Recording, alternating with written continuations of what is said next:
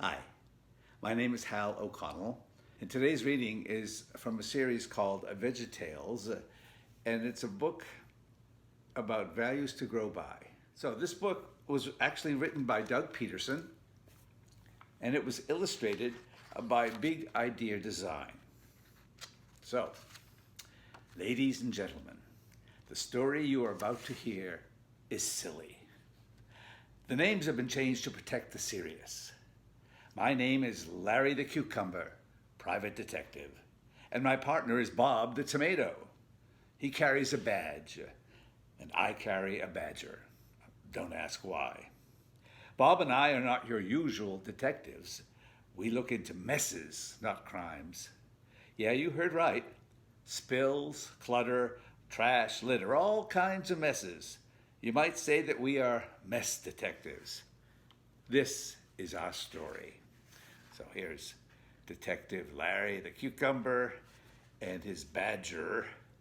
And here's a tomato who is Detective Bob.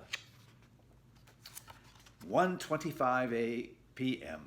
My partner and I were working the day watch on the southeast of town when the call came in.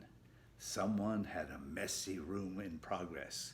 So we hopped into our car and we raced to 201 Bumbly Boulevard. 1:36 p.m., we rushed into the house of the Asparagus family and bolted upstairs, but we were too late. Junior Asparagus' bedroom was a total mess. It looked like a tornado had struck. Look at that. No, worse.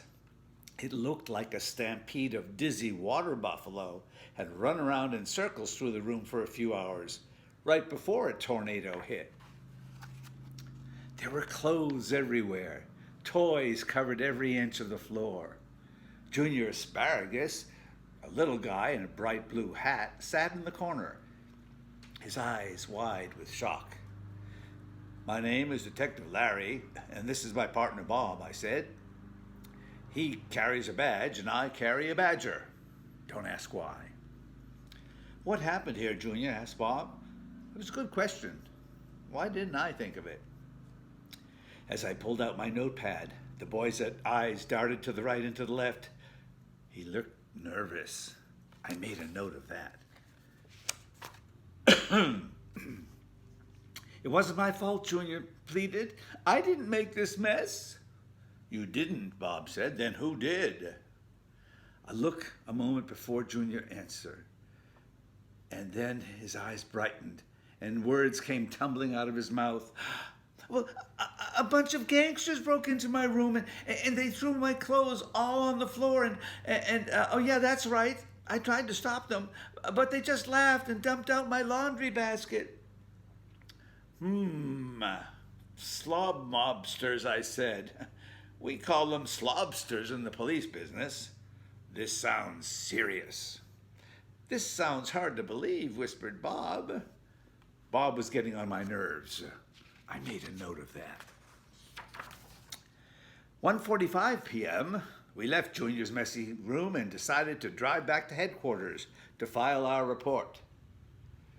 That's when another call came in. There was trouble again at the Asparagus home. Someone had spilled the milk. 1:51 p.m., Bob and I burst through the front door of the Asparagus house. There it was, a huge puddle of milk, right next to the kitchen table. Junior stared sadly at the puddle. His mother stood next to him, telling him and talking to him about the mess. While I drew a chalk line around the spilled milk, Bob started asking questions. What happened? He asked Mom Asparagus, who began telling us all about her day. Just the facts, ma'am, Bob added. Drat, I wish I had said that. I always wanted to say just the facts, ma'am. I was in the other room folding clothes when I heard an awful crash, Mom Asparagus said. So I rushed into the kitchen and I found milk all over the floor. But Junior said he didn't do it. I looked up from my notepad. This sounded interesting. You didn't do it, I said to Junior. Then who did? Was it that gang of nasty slobsters again? Bob rolled his eyes. I made a note of that. That's right, Junior exclaimed. A gang of slobsters broke into our house, tipped over the milk, and then ran out the back door laughing. I dusted for fingerprints on the back door, but Bob reminded me that veggies don't have fingers, so I checked for some prints, nose prints instead. This is a little far-fetched, Bob whispered to me. Then he turned to Junior and he asked, Did you get a good look at those guys? Junior thought and puzzled and pondered. I think there were 3 of them, he said. The leader was a big zucchini wearing sunglasses and a hat. I said. Sounds like a work of the Slobfather. The who? Bob said. The Slobfather, I said. The mastermind of messes. The kingpin of clutter. I'm surprised you never heard of him, Bob. Bob just shook his head and sighed. 2:30 p.m. Taking a break from our busy day, Bob and I decided to stop and buy a cup of blueberry slushies. But no sooner had we sat down when we were called back to the asparagus house. A pattern was developed. I made a note of it. 2:37 p.m. I was stunned. I had never seen anything like it before in my life. When we came back to Junior Asparagus' bedroom, all of the toys were gone. Every piece of clothing had been put away. But there was one big problem. A big problem. Something very large had been shoved underneath the rug in Junior's room. Look at that big bundle under the rug. The rug had a big bump in the middle that stuck up like a mini mountain. I should know. I tripped over it. Junior sat on the bed humming to himself. His father stood in the doorway looking concerned. May I look under the rug? Bob asked Dad Asparagus. Junior's father nodded. Carefully, slowly, Bob lifted the rug. I had to turn away. I didn't have the stomach to look. It was too awful.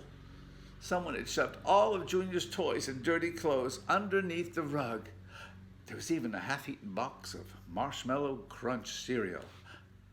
Who would do such a thing? I gasped. The Slobsters did it, Junior says. He insisted the Slobsters came into my room when I was cleaning it up, and they shoved everything underneath the rug. I tried to stop them, but I couldn't. That's terrible, I said. The Slobfather must be stopped. Bob stared at me in disbelief. Larry, don't you get it? He said. There are no slob monsters. Slobsters, you mean? There are no slobsters, Larry. Then who made the mess in Junior's room, I said? And who spilled milk in the kitchen? And who shoved everything under Junior's rug? I have an idea, but I'm going to need some help, Bob said. Then he turned and looked straight at Junior. So did Dad Asparagus. And so did my badger. I thought I might as well look at Junior, too. Don't ask me why. Junior, are you sure there isn't anything else you'd like to tell us? Asked Bob. Isn't it time to face the truth? The little asparagus turned away and peered up at the ceiling. He said nothing. You probably thought that telling lies would get you out of this mess, said Dad Asparagus gently, sitting on the bed next to Junior.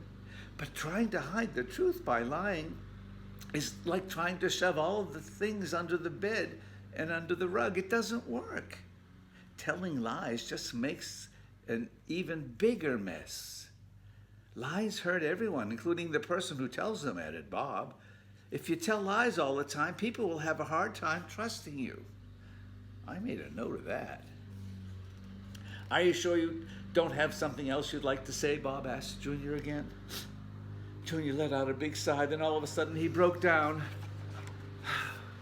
All right, I did it, he blurted out. I made the big mess in my room. I spilled the milk. And when Dad asked me to pick up my room, I shoved everything under the rug. It was easier than cleaning. I'm sorry, I'm really sorry. I never saw this coming. Junior had confessed to everything. He told the truth and he'd come clean. You mean there are no slobsters, I said, scribbling wildly in my notebook. No slobsters, admitted Junior. And no Slobfather? No Slobfather, he said. Now, don't you feel better? Dad Asparagus said. It feels good to tell the truth. Nobody wants our lives getting messed up with lies. That's worse than having a messy room. I made a note of that. I'm glad I told the truth, but now everyone is mad at me, Junior admitted. Junior, you did what everyone wants by telling the truth, so I forgive you, his dad said. Junior's eyes went wide with surprise. You forgive me? Does that mean I won't get punished? Well, I didn't say that, Dad Asparagus smiled. You still have to face the consequences for lying. While you clean up this mess, you'll have to miss your favorite TV shows. But I still love you, and so does everyone. 3:15 p.m. as we left the Asparagus house, Junior was getting big hugs from his mom and his dad. So, there are no slobsters, I said as I filled out the report of case number 101. That's right, Bob said. When we try to cover up what we've done by lying, it can feel pretty bad inside. It's like there's a big mess deep inside us. But when we tell the truth, those messy feelings are all cleaned up.